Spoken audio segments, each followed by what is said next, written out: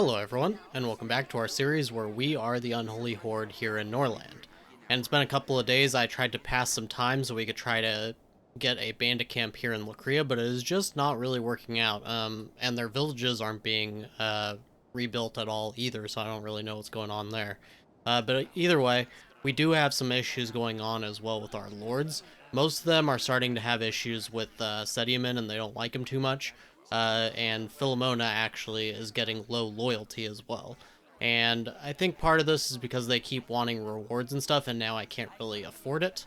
So that is probably going to cause a little bit of an issue. Kelton is no longer super happy about Sediaman either, and he has a good army loyalty, so actually I am trying to have Sediaman do attacks a little bit like on bandit camps and such without bringing Kelton with him. And otherwise we did have to build a few more carrot fields to try to feed all of our people.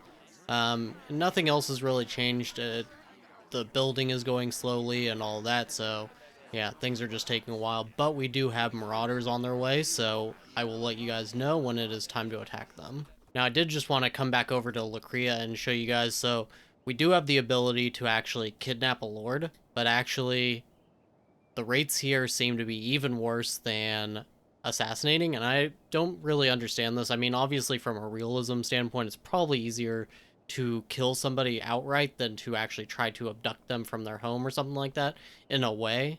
So it kind of makes sense realistically. However, from a gameplay point of view, I don't really understand this. I think, yeah, as you can see, we can get like 52% for assassinating them. This is the issue to me with Dark Deeds, is that they just never feel very good because you can't really use them to your advantage in the ways that you would like. Like, I would like to kidnap them because then they're in my city, and also because we capture them, the treasurer hit reduces their army size as well. I think that still works with the assassination, but then you get to actually have a lord versus, just having to kill them outright. As well, I think that kidnapping is 500 gold as well, versus killing them is 400. So, I mean, this just doesn't... I don't really understand this. I think that they should change this. Kidnapping, I think, should be a little bit better, in some aspects. I guess it's more expensive because of the fact that you are getting a lord out of it, and that you could try to ransom them. So I guess in that sense, that part makes sense, but I do think the rates should be a little bit better, just to make it, have a point to actually kidnapping.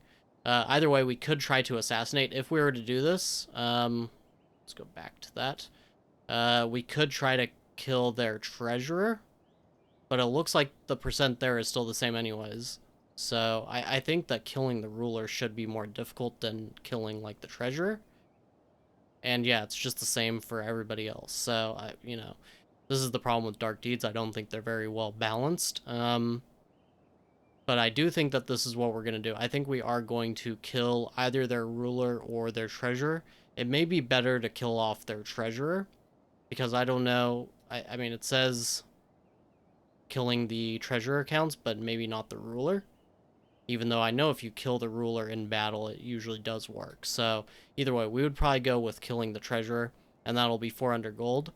And that will allow us to decrease Lacria's army size. We'll just have to take the risk that it won't work out. But 52% is not too terrible. So I already had to get rid of some roads in order to pay some of these basically demands for gifts. So we are going to need to get rid of even more roads in order to pay for this assassination. And we'll just... I think 450 gold. I mean, we won't have any gold extra, but we will hopefully get some... well, actually, we probably won't get anything from them, but is there a bandit camp? There is not. Okay. Well, that's an issue. Either way, we're going to go ahead and send this. Dark Deeds, Assassination. And we're going to go for the treasurer. And it looks like Kelton is the only one who can do it. That's a little worrisome because then he won't be here for the marauder attack. But I think we can survive. Okay, now we got this little message. The cutthroats are bribed. Someone from among your unfriendly neighbors has bribed your cutthroats, and they're going to do something malicious. We do have plenty of patrols and everything. I don't know why they would bribe 2 cutthroats in a city that has this many warriors, but hey, you know, whatever gets them there, you know, whatever makes them happy. Okay, so we got pretty lucky, and Kefera was stabbed to death in their own bed at night, and that means that the Lucria army is reduced by 30% for 3 days. So they have 21. We are gonna have probably 72 or so when we go and attack them. We just need to get rid of these marauders first, and then I think we can take out Lucria with very little actual issues. Well, we are going to lose a substantial amount of soldiers, really, but you know, they are an average of 6 combat skill. Once we get through the walls, they have, it looks like, ooh, that is 9 total bowmen. That is actually quite scary. But I think we can do it. I think we can. We kind of have to. We don't really have a lot of food right now, so we actually should probably go over to these villages first. After we get done with these marauders, we'll do that. Get these carrots, and then we'll go and straight attack their city and burn it to the ground. Okay, so these marauders are almost here, so we're going to have to build our army. Kelton is not actually home yet, and he's going to be home in about 4 hours. So I don't know if we should wait for him to get here and then just reserve some units for him to command, or if we just... Honestly, we'll probably have the battle done by then, so we're going to go ahead, and I guess we'll just use Tornet. We can't really use Philomona, because she's having a nervous breakdown. So we'll go with Tornet, and we do have some extra soldiers as well. They're getting old, so they're not going to actually really be that useful, but we'll still use them. And there we go. That is a lot of soldiers. And we also have some reinforcements. There we go. They have 4 bowmen, and the rest are axemen, so they are actually quite strong when you think about it. That is a lot of axemen. Okay, they've arrived, and we are probably going to... We're probably going to just wait for them, honestly. Just wait for them down here. And I don't even know where our reinforcements are at. Over here. They're way over near the temple for some reason. That's quite funny. And actually, we're going to put them right here. I think they're going to end up trying to go for that building like they did the last time. So let's put them here, and we'll put ours a little bit in the back. That way the bow fire goes towards these guys. And apparently the ruler of Gorno is dead. That doesn't really affect us much. I don't know why it's telling us. Not too worried about it. Okay, the battle begins. And it looks like Ruark should make it over here just in time, pretty much. And we can go ahead and start moving our guys up. Right about there. Looks like Tornet might actually get dragged into this fight more quickly than Ruark does. Yeah, okay. Well, that wasn't the best timing, honestly. Either way, they are probably going to die pretty quickly, and we haven't lost anybody yet. They are going down, but they're not dead. Okay. And that's it. That's all she wrote. Okay. Let's close these. And hopefully we at least get some armor out of that. They died really fast, but it doesn't look like we cut off any of their heads, so it looks like this guy still has his armor. Yeah, it looks like we got a few pieces of armor. So that's good. Voynadar. Close yours off as well, and Kelton is back home. But either way, we're going to go ahead and get ready to attack Lucria. I think we'll wait until the turn of the next day so we can get those 2 extra soldiers, though. And for any of you eagle-eyed viewers, I did notice that Voynadar did not actually get involved in that battle. He was tucked away over in here somewhere. So yeah, I did realize it once I disbanded his army. But any of you noticed that and thought I was an idiot? Well, I was, but at least we didn't end up needing him. Okay, now it's the next day, and I did have to just have Kelton spend some time with Tornet in order to up his mood just a little bit. But we're going to go ahead. He tried to go to sleep. Hopefully that doesn't mean he's going to pass out from exhaustion, but we are going to go ahead and attack Lucria now. So burn them to the ground and Sediaman. And we're also going to send Voynadar and, of course, Kelton. And I think we're going to have to send Philomona. Yeah, she is actually happy again, apparently. Okay, let's let's send this attack. 88%. I like the odds.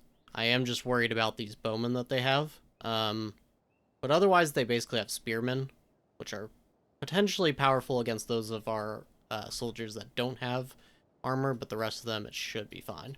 We do need to attack these villages first to get those carrots, so let's go ahead and do that first. And we'll send 2 here, and we'll send the other 2 to Truehold, and yeah, there we go. And once that is done, we'll take out Lacria. Okay, this is a little bit worrisome. I didn't even realize it, but Caden are actually going on a riot right now against the Varns. I don't know if this is why our population is dropping. Either way, it dropped like 14 in just a few seconds, probably because of this, because there is a squad of 4 here, 2 here, and another 4 here, so yeah, that does add up. As well, people are a little bit hungry, which has been a problem, but hopefully Senricor can actually deal with this. I really don't know if he can. He does have an axe, and these guys just have daggers and fists. So, okay, let's speed this up a little bit. I really hope they don't die here. That would be really bad. They are surviving this fight very well. Oh no, and Senricor, or not Senricor, but his warrior just went down. And Senricor is now down as well. So I guess this riot is going to keep going. Apparently. Yeah, we didn't keep anybody home to actually deal with this, unfortunately. And he does have an inflamed wound as well. Well, we tried, you know. I mean, that was about as much as we could do. So I guess they are going to end up killing the Varns. I guess that's all they'll do, though. Hopefully. Yeah, they're just beating up, I guess, some prisoner Varns, which is actually quite funny, you know? I should have just let them do that, honestly. Okay, so Senricor ended up dying during that riot, apparently, and they burnt down a lot of stuff. This is actually quite funny to me. I thought that they would just maybe, you know, kill off the Varns and then just stop, but they burnt down quite a lot of stuff. I think they started the fire at the library and then it just kind of spread from there. So it does kind of suck that we will have to actually rebuild all of this stuff. However, I'm okay with actually having let this played out, just because I find this to be quite a funny result. Just because we went out to be super aggressive, this is what ends up happening in our city. I don't know, I find that pretty funny. But we did lose Senricor, so that is a little unfortunate. But otherwise, it works out for us. Okay, we are going to send this attack now. It's Lacria, but we are going to have to do this in the next episode. I know that I talked about doing that in this episode, but we are just going to have to wait. And otherwise, that is going to be it for this episode. So, as always, I thank you very much for watching, and I'll see you next time.